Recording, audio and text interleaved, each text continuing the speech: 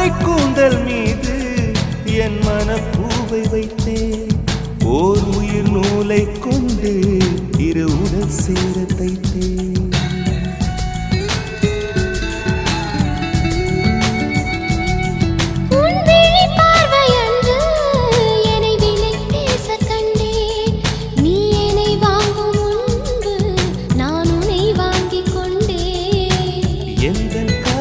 சொல்லுவ